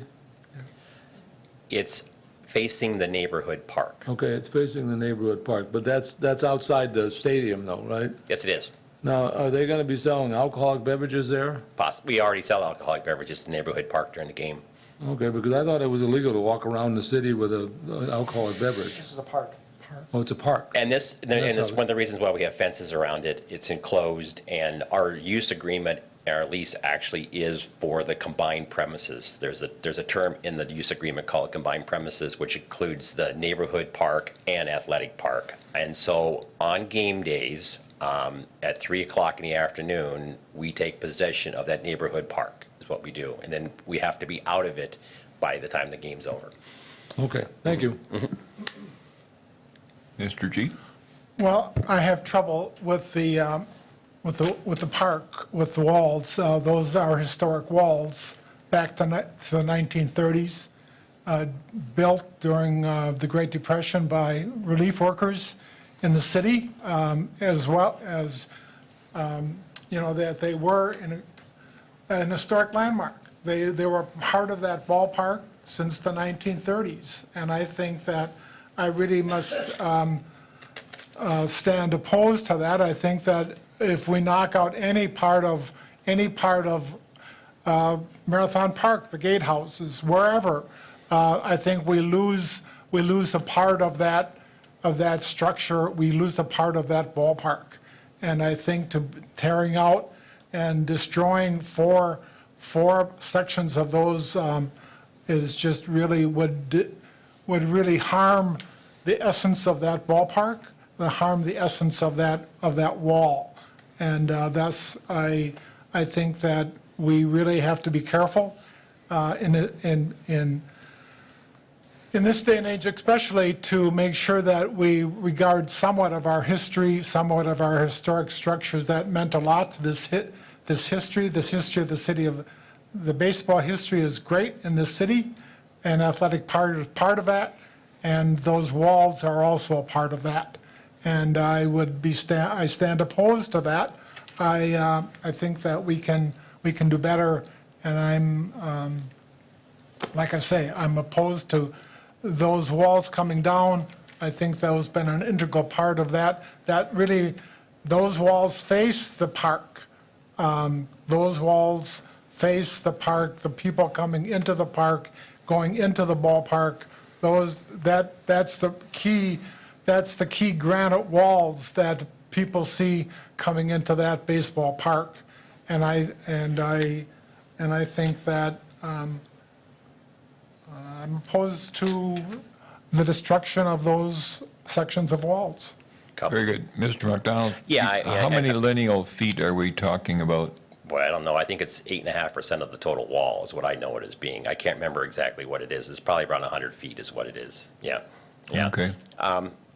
Gary, I'm very sensitive and appreciative, and I acknowledge everything you're going through. And it really, for me, that wall is very special. And, everything I've done at Athletic Park has been, designed to beautify and enhance and blend the old with the new, the historic with the new. And I agree. There's some real history there that we can't give up. The thing is that when these craftsmen built that wall back in the 1930s, they didn't have the greatest tools, and so that side of the ballpark is a lot narrower than the third base side, and so it has created some problems. And then there's just the whole concept of a wall. I mean, a wall is meant to inhibit movement and stop people. I mean, there's a lot of discussion about walls in America right now, and the thing is this wall is I mean, you hate to say it's in the way because that's what walls do. They get in the way, and I mean, if there was something I could do with that, where I could, if I can't move the wall, there's nothing I can do with that part of the stadium. There's nothing I can do with it at all, and I think the plan here in front of us is going to be a more beautiful facility, and it's going to be a better community asset, and I think we're going to love it. You're still going to have a lot of the wall, and you're still going to see the front of the stadium. When you pull up to it, you're going to see the historic wall. And the nice thing about what we've done in the past and what we'll do this time is that by building over the wall like we have, we've been able to backlight it. And so at night, it looks really beautiful and everything. And I think there's some things we're going to do again here, like with the history of baseball in Wausau, that I think will make it even more beautiful than it was before. The thing about that wall, too, you have to remember, there used to be a street through there. And that wall existed to keep the kids from running into the street. And so that's not a problem anymore. And, I understand the history. Yeah. Mr. Neal? I've lived here now for 20 years plus, and, this park doesn't look anything like it did, 20 years ago. And, I'm a traditionalist, and I like to preserve anything I can. But I look around the Major League Baseball and the change in parks, that parks go up and parks come down and parks get changed. Even Wrigley and Fenway have seen changes over the years and decades. I believe that the park is improved, over what it traditionally was. It's grown more beautiful, more user-friendly, more able to serve as a facility for its intended purpose. And this kind of work is only going to make that better. And really, I don't see doing this is possible and still maintain that expansive wall there. Mr. McDonald, those 5 columns, support columns there, are those going to be brick, or are they going to be composed of stone? They're granite. Now, it may be a granite veneer, but they will be granite. Okay. Yeah. With the look of the old wall, kind of? Yes, exactly. The Okay. look of the old wall, and the brick in the middle will be burnished, very similar to the brick that you see on the top of the front of the stadium there. So, that being the case, this is an improvement to the park, and it's an improvement to amenities for park visitors. It's intended not just to honor the history of the park, but to take the park into the future. And therefore, I wholeheartedly support it. I think this is a very nice and logical extension of the work that's been going on now for several years. And so, yeah, I support it, and I thank you. Mr. Nutting? Thank you, Mr. Chair. I would second what Mr. Neal has said in all of its aspects, although I am also the one who would preserve aspects of it, or the whole thing if it was possible. And I'm enheartened by the fact that you would take this, or parts of the plan would be to take aspects of this wall and incorporate it into places within the park, or even somehow to preserve, and I know that would be your desire to, and also I'm also very sensitive to Mr. Gisselman's historic aspect of that too. I've seen the pictures predating the wall, and those are very interesting to see, and even one of the houses that we took down years ago is featured in those pictures of 100 years ago.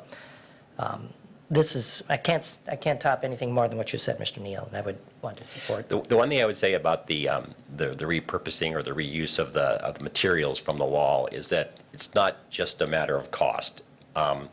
It's also some manufacturing, engineering type challenges that we face. You ground down a granite wall, it doesn't become red. I think it becomes pink. And so it's not the same. So like I said, it's something we're looking at, and we're going to talk to some major companies in the area. I don't want to give out their names right now, and we're working with them. But it's not just about money.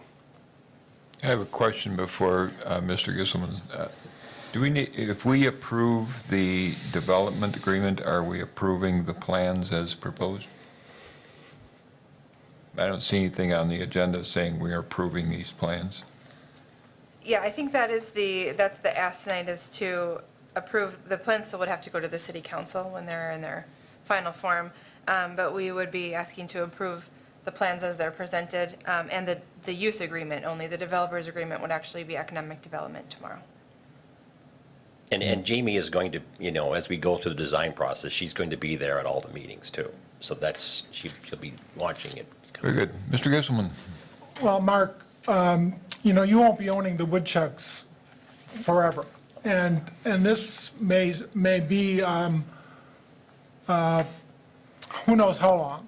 But eventually, this may have a different use, or not used at all, because of whoever owns it or whatever the future 10 years from now.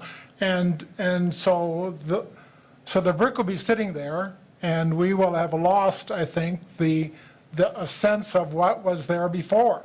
And I think that this city has gone through a variety of scenarios where we lament the fact that something got torn down or destroyed, and now we sit with something that really then does not represent the essence of that historic structure at all.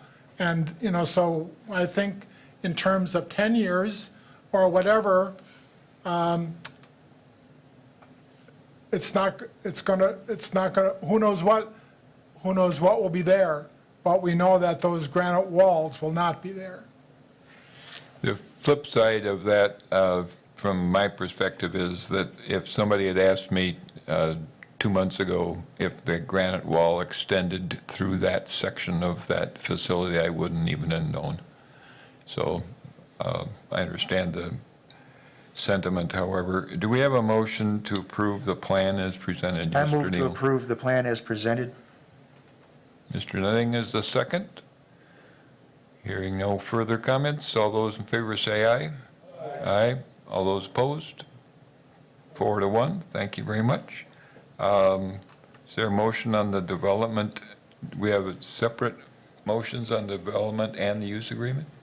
And not the development agreement, that, like I said, is going to Economic Development Committee. Okay, They'll the forward use that, agreement. but the use agreement. We have, And- okay. And one thing I'd like to, quick comment on the use agreement is that what we've tried to do is create an agreement that would, extend from me. There's, if I sell the woodchucks and they dissolve the Wisconsin College Baseball or the organization that runs it, then the use agreement gets ripped up. And you guys have a beautiful facility that I can tell you a lot of people would like to come into. But I think what we tried, because it's such a long agreement, we tried to make it, more, it'll stand the test of time. Yeah. One other item with the agreement is that the original 2013 use agreement that was put in place, that has all the nuts and bolts, is still the original agreement. So what's in front of you tonight is a second amendment to the agreement that just clarifies a few sections of that. So you approved a first agreement with the 2015 improvements that clarified a few items, particularly that the design, that combined premise was a big part of that, where it included the park and the ball field. But this one, it's pretty basic, and that's why it doesn't include everything. If you would like to see the full agreement, I'd be happy to send that to you too. But the 2013 full agreement is in full force with just these few items amended per the second amendment. And Joe Mr. Mella, Nunn? who is my lawyer over at Reuter Ware, is looked at it from it too. And Is Mr. Nutting about to make a motion to approve the use agreement? I would, after a moment of just reflection, I remember, Mr. McDonald, when you first came to the Parks and Recreation Committee quite some time back, as I've been serving on this committee since 2005, when I was appointed. But the user experience, the guest experience with which you brought to this park has just been amazing. And having attended there as a youth and to see where it has come from, the nostalgia of the old, but yet you've opened it up to an audience that probably wouldn't have considered coming to a baseball game in the past. And certainly it wasn't possible for some of our special needs individuals or handicapped individuals. And that has been an amazing transformation, and I really am supportive of this. And the motion that's required, if I might make that motion. To approve the forgive me, use agreement as presented? Thank you very much. I'll make that motion, please. Very good. Second? Mr. Smith? All those in favor say aye. Aye. Aye. Thank you. Are you going to? What's the difference between this and the prior motion? I only see one. Use agreement is how it's going to be used and, what our kind of contractual relationship is with them. I don't have anything on the agenda about plans. I mean, that's what I, extended. So I just thought I thought I was just offering up a motion to approve the agreement or plan. I use the word plan, but there aren't two items here to vote on, just one. So we already voted on an item. So are we being redundant? I think the wording on the agenda is a little foggy. Do you agree? Possibly, yeah. The first part of it with the athletic park development is the plan part, and the use agreement is the separate second part. Okay, Yeah, so my I discussion of voted, possible I action moved I on didn't, development. of plans. Okay. The Yeah. athletic Sorry, park my- development, I yeah. apologize. Thank you. Yep. Kind of. So we're back to the use agreement. Mr. Gisselman, how would you like to vote? Very good. So that passes 5-0. Thank you very much, sir. Thank you. Thank you for your time. Thank You you. bet. And it's 11:30 according to the clock up there, so we probably better get a move on if we're going to get done yet today. If Ms. Polly could lead us through the educational items, we can get closer to wrapping this up. Sure, I'll keep it brief. One item I wanted to give the committee an update on after speaking with our chair of the committee is just an update on our budget. Looking at the 2020 budget, when we brought this to you in September, we had a number of items in there that were included in the budget this year that hadn't been included in past because they were supplemental requests. We had also some increases to cost of living as well as some increases to insurances. So what you had passed on to the Finance Committee at that time was a 9.82% increase for our budget, which was a preliminary estimate with those. After working through some items with the finance director and also getting some better numbers from insurance increases, we did have the finance department or finance committee just discussed the reduction of $50,873 to our budget because of a duplication of a position that was a supplemental and in there twice, so that can be backed out, as well as we had some further reductions in our insurances from the county. They noticed a significant reduction. I don't have the exact number right in front of me. I apologize for that. And then we had some revenue increases from the use of the old Franklin Street right-of-way for the I don't want to call it Yankee Park because that right-of-way is actually not part of the park, but with the agreement that you approved last year with the YMCA to use that, we are getting some revenue there that hadn't been included. So we still have an increase to our budget that we're bringing forward to the Finance Committee, but it has reduced down now to 6.58%. And I do know of that amount, we have also still given the Finance Director the list of items that go with River Life Park that she may or may not, depending upon what comes out of the Finance Committee and then the Common Council as a whole with our budget. There's a number of items that potentially could be put into the same fund as our 400 block that she has at her ability to back out of our general fund budget and move into that special budget if so needed. But right now, we've reduced by over 3% our budget going forward, so that's helpful to the overall bottom line of the city. It's welcome news, I believe. Who's going to do the dog park special committee? Is that Mr. Neal?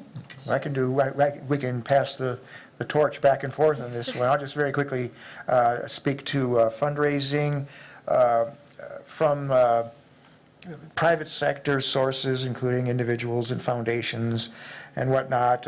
We're at about $67,000 pledged to the park. And then on top of that is the pending $20,000 that we've asked for in the city budget that had preliminary approval, but it has yet to have official council approval, I guess. So that would take us to $87,000 of our $130,000 total budget. And the $130,000 total budget is not to open the park, but to pretty much have everything, bells, whistles, and everything you can possibly think of. So we're on track to open up. Dog whistles? Yeah, dog whistles. Next summer. Right now, turf has been planted, fence planting is pending. So, yeah, even with the monies we have in hand, we could have a decent park up and running next year, including paved parking. So, yeah, it's now a question of continuing our fundraising efforts for some of the additional amenities and bells and dog whistles. There's going to be a grassroots fundraiser at Malarkey's Pub on the 17th of this month. Just having people come on in and, show support and, pass around the hat there, see if we can drum up there. And we continue to look at other sources. Any local musicians going to be playing during the party? I've heard the threat of bagpipes perhaps happening. Okay. Very good. I believe that will be from 12 to 4 or 12 to 3. Yeah, or 11 to 3, something, Yeah. in that time frame. Yeah. Right in there. Thank you. It's Ms. Polly? it's a non-Packers Correct. day. Right, it's a safe date. Cool. Okay, other project updates, really briefly, we're just trying to get some of the things in at the boat launches before the water comes back up. They have given us a pretty hard deadline that they will raise the water back up January 1st. So we've got until the end of the year to get, we just have a few things left to do at Schofield and Gilbert Park. Be raising the ice, probably. Yeah. Sylvan Hill, we are getting ready to start making snow here shortly. We're not quite as far along as Granite Peak, but we will be getting that ready soon. We're still doing some cleanup of the areas that we clean up along the river. Pleasant View Park playground installation has started. That container has been really wet, so we're trying to get it in as much as possible this fall. We'll probably have to finish in the spring. We did, just a reminder that we did get a donation to increase that playground of $20,000 from the Jablonski Foundation. So they've been very instrumental in helping to add a few amenities to it too, so that's really nice. We'll have when that opens, we'll probably have a special ceremony. We have a plaque coming for a bench for them. And then the rest is just routine operations, getting ready for winter snow removal and getting our water shut down for the year. One thing we don't have on here is Oak Island Park. That one, due to the cold weather and the wetness, will probably be an install in the spring right away because the port in place was the final piece to that, and that couldn't be done in this temperatures. Anyway, just like JoJo's Jungle, it's complete other than the port in place surfacing, which will go down in the spring. But you can go out and see the structure out there, really, it's really neat. Very good. We have a future agenda. Question Go ahead. on the River Life, the turf, the AstroTurf, or whatever, that was taken up down at the adult area, has that been now replaced? Yes, it has been replaced and approved. We've walked it. It's much different, much better quality. We do have, there was some questions on Facebook as to why we were replacing it right away. I did respond saying that it is under warranty. It was a product failure that they admitted. They did replace it at no cost to the city, and we do have an additional 8-year warranty on what they put down. So we'll continue to monitor it. Very good. Mr. Nutting?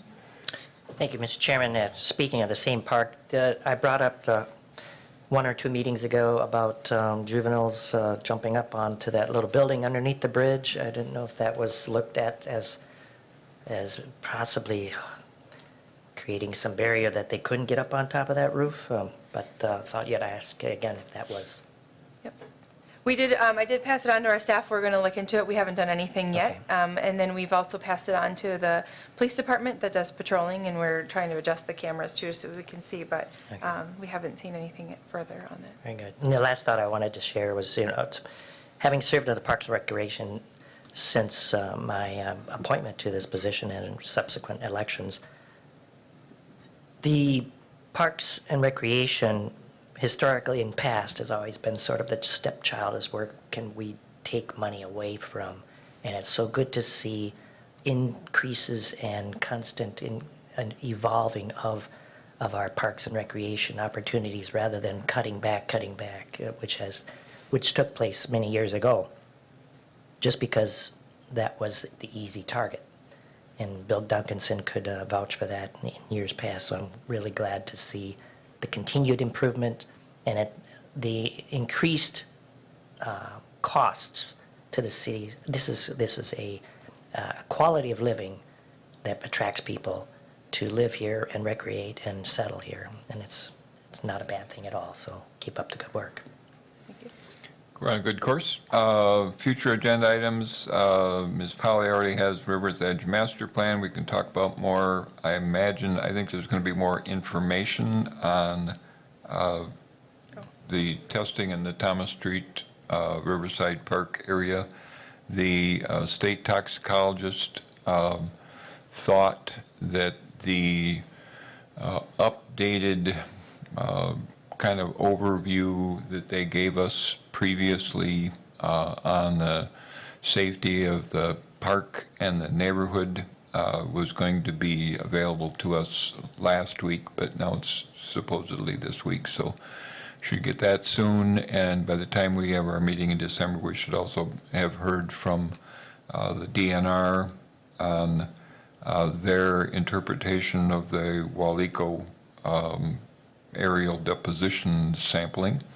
And I assume everybody saw the Waleco news release and subsequent coverage, so that continues to be an issue. I don't know if it's going to need to be on the December agenda or not, but it's dangling out there.